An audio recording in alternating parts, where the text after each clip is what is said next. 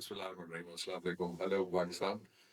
दुनिया भर में जहाँ भी पाकिस्तानी डायस्पोरा है और ख़वातीन और हज़रात, चाहे जिस मुल्क से उर्दू जानने और बोलने वाले, उन सब के लिए मैं बात करता हूँ। पाकिस्तान के शहर इक़्तिदार में बैठ के वीकेंड है और इंतहाई खौफनाक एक इंकशाफ किया है। सुहेल आफरीदी जो चीफ मिनिस्टर हैं पाकिस्तान के तीसरे बड़े सूबे के, 4 करोड़ से ज़्यादा केपी की आबादी है। और पाकिस्तान में अगर आप हिस्ट्री देखते हैं तो आपको मैं रिसेंट हिस्ट्री में ले चलता हूँ, पीछे नहीं जाते बहुत। सबसे पहले मोहतरमा बेनज़ीर भुट्टो के साथ जिस दिन उनकी शहादत होती है प्रिंटिबल जलसे में, उससे एक दिन पहले मैं और काफिला था हमारा, वहाँ अरबाब स्टेडियम में पेशावर में हमने जलसा किया। वहाँ 3 जगह से कोशिश की गई इन्फिल्ट्रेशन की, और एक जो था वो पकड़ा गया।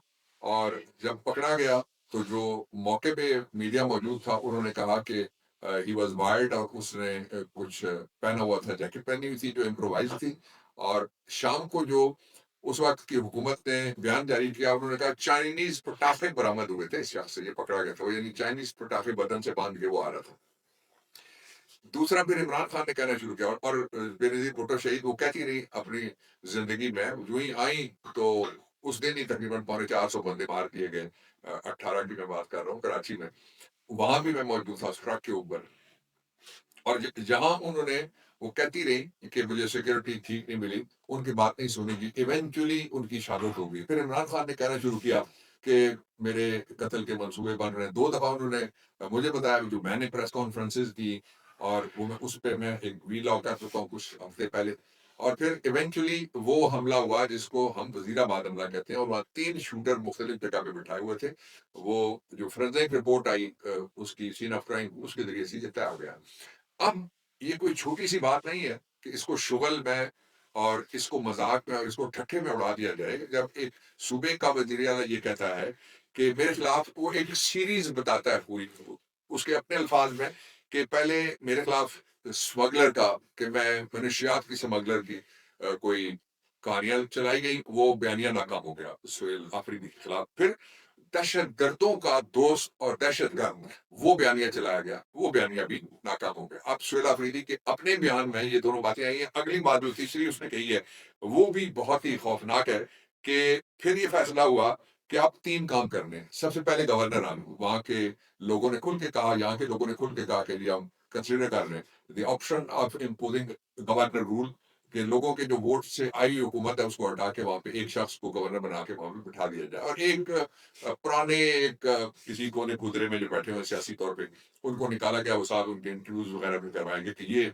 नया चेहरा, यानी ये नई क्यादत है तकरीबन कोई 83 साल की, जो ये जनरेशन जी जहाँ पे सबसे ज्यादा एक्टिव है, उस उम्र को वो देना चाहते हैं।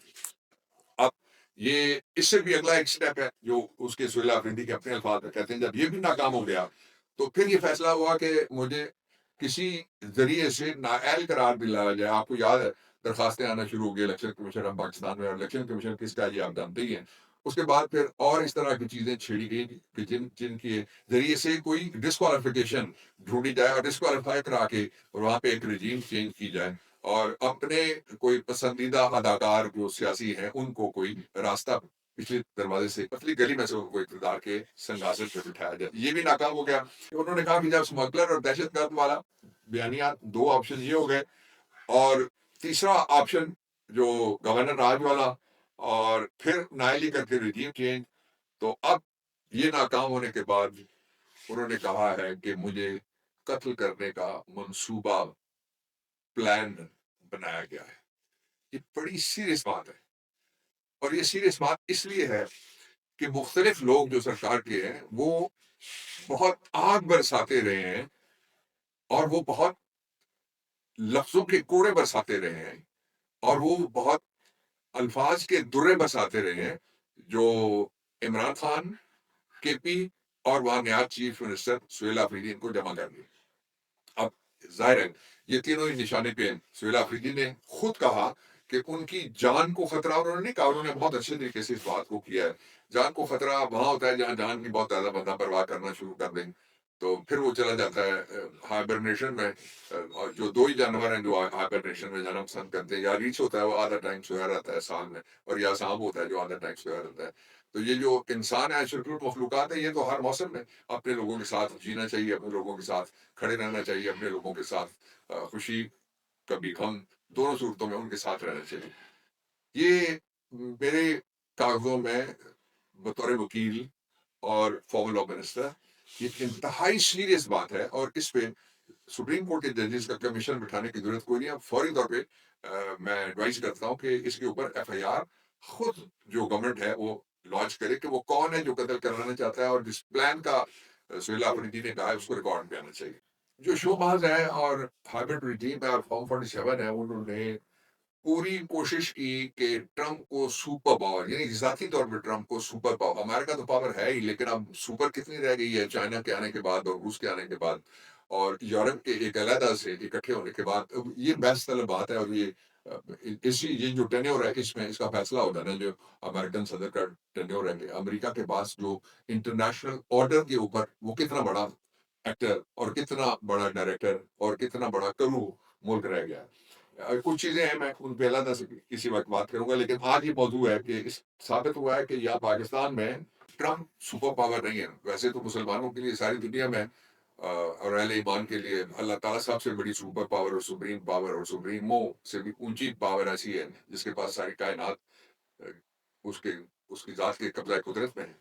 तो ये यहाँ आप क्यों कहते हैं कि सुपर पावर उसके बाहर आने के खौफ से, उसकी तस्वीर के खौफ से, उसकी तकरीर के खौफ से, उसके अपने लोगों में वापस आने के खौफ से पाकिस्तान में वो कुछ हुआ है जो इससे पहले कभी भी नहीं हुआ। पूरी अदलिया बदल दी गई है, पूरी जजों की अपॉइंटमेंट बदल दी गई है, पूरे कानून बदल दिए गए, पूरा दस्तूर बर्बाद करके उसको बदल दिया गया, पूरे इदारे जोर लगा बैठे हैं, पूरी रियासत जोर आजमाई कर चुकी है, हर तरह के मंसूबे बनाए जा चुके हैं, कत्ल और कत्ल के लिए फायरिंग करके और 3 जगह से हमला करके जख्मी करना शदीद, ऐसा कि दोनों टांगों में, और एक शहीद होता है वहां और बाकी जख्मी होते हैं। तो ये सारा क्या जाहिर करता है? ये जाहिर करता है कि एक शख्स का खौफ ट्रंप पर भारी है। ट्रंप का खौफ इतना ही है कि वो हमें किसी वक्त इक्तदार से उठा सकता है और घर भिजवा सकता है। इमरान खान का पता नहीं न जाने किसने डराया है शेर के बच्चे ने, और ये जो लीडर गवर्नमेंट है ये किस तरह से खौफ ज्यादा है। लेकिन ये बात पाकिस्तान में तय हो गई है कि पॉलिटिकल सुप्रीम पावर और सुपर पावर जो है वो पाकिस्तान के अंदर सिर्फ एक शख्स है, इमरान खान। अच्छा, अब इसके हवाले से दो बातें नई हैं जो मैं आपके सामने रखना चाहता हूँ। पहली बात नई ये है कि इमरान खान के हवाले से जो पाकिस्तान के मुख्तदार जितने भी सिविलियन है, नॉन सिविलियन है, वो सारे खबरें लगवाते भी हैं और खबरें बनवाते भी हैं, चलवाते भी हैं, और प्रेस कॉन्फ्रेंसेस उनसे उनके बॉसेस करवाते भी हैं। और हर एक में एक ही बात कही जाती है कि जी हम सियासी लोगों की बहुत इज्जत करते हैं। जब ये आपको कहने की किसी को जरूरत पड़ जाए ना, रिश्तेदार को भी, कि चाचा जी मैं आपकी बड़ी इज्जत करता हूं, तो आपकी नीयत में शक करना चाहिए। कहने की क्या जरूरत है? जो चचा होता है, बाप का भाई होता है, उसकी इज्जत करनी चाहिए, बात खत्म हो गई। और अगर कोई कहे ना कि आप यकीन करें मैंने कभी बेईमानी नहीं की, बंदे के अंदर घंटी बज जाती है कुदरत की तरफ से कि इसको ये कहने की जरूरत क्यों पेश आई है। जो इमरान खान है उसने सबको एक्सपोज करने, अब कोई बात पाकिस्तान की कौम से जर्रा बराबर भी छुपाई नहीं जा सकती। आज खुले, कल खुले, शाम 7 बजे खुले, सुबह 7 बजे खुले। दूसरी बात यह है कि पूरी कौम की एक ही आवाज है कि पाकिस्तान में इस्तेकाम के लिए इमरान खान को परे रख के, उसका नाम अलहदा रख के, माइनस करके, आप अगर ये सोचते हैं कि इस तरह के चमचे कड़चे ये सारे आपको मिल के इकट्ठे होके भी किसी सूरत हाल में से पाकिस्तान को, जो क्यास जिसमें हम फंसे हुए हैं, गंभीरता जिसमें हम घुस गए और दलदल जिसमें हम गिर गए, उससे उठाया जा सकता है? Answer is no. तो इसलिए ये बात जल्दी समझ आए तो ज्यादा अच्छा है, ना समझ आए तो समझनी तो पड़ेगी। और आजकल आप देखिए दो और नैरेटिव चलाने की कोशिश, एक कि जी फौरन अगर इमरान खान ने मुआहदा ना किया तो फिर 26 की फरवरी में ये होगा, मार्च में ये होगा, जिनकी अपनी जिंदगियां कई ऐसे हैं जिनकी वो अंधेरे में ही रहे तो अच्छी है। وہ نجومی بن کے ٹی وی پہ بٹھائے ہوئے ہوتے ہیں اور وہ بتا رہے ہوتے ہیں کہ جی فلاں، اور پھر ساتھ کیا کہتے ہیں، یہ جو روس ہے وہ یہ نہیں کر سکے گا، چین بھی کچھ نہیں کر سکے، جو کرے گا امریکہ کرے، اس ساتھ پتہ لگتا ہے اسکرپٹ ایک ہی ہے۔ اور اسکرپٹ سے مجھے یاد آیا کہ یہ جو ایمان مزاری اور ہادی چٹھا، اور وہ سب سے پہلے جو شروع ہوا تھا عمران خان، اور اس کے بعد ہمارے جو اسیران جمہوریت ہیں سارے کے سارے کارکن، پہلے لیڈر اور عہدیدار بعد میں، وہ سارے ان کو 10 سال، یہ جس نے اسکرپٹ لکھا ہے نا وہ بھی بیچارہ پکڑا جاتا ہے اسی طرح سے جس طرح میں نے پہلے بھی آپ کے سامنے بات رکھی ہے۔ اب جو تازہ ایک چلائی گئی ہیں خبریں اور مہم چلائی گئی ہے، وہ ایک بندہ ہے، اس پتے کا نام ہے غزہ بیس پلان، وہ ڈال دیا ہے $1 ارب دے کے، جو 59 ممالک ہیں وہ دیں گے، ظاہر ہے جنہوں نے سائن کی وہ پرزمپشن لیے، وہ پیسے انہوں نے دے دیے، $1 ارب انہوں نے دیے ہیں، تب جو تاجر اعظم ہے امریکہ کا صدر، اس نے ان کو ممبرشپ دی ہے۔ اب پاکستان کے اندر بلیم گیم شروع ہو گئی، اوپن ہو گئی ہے، کھل گئی ہے کہ یہ کیا کس نے، یہ ذمہ داری کوئی بھی نہیں لے سکتا۔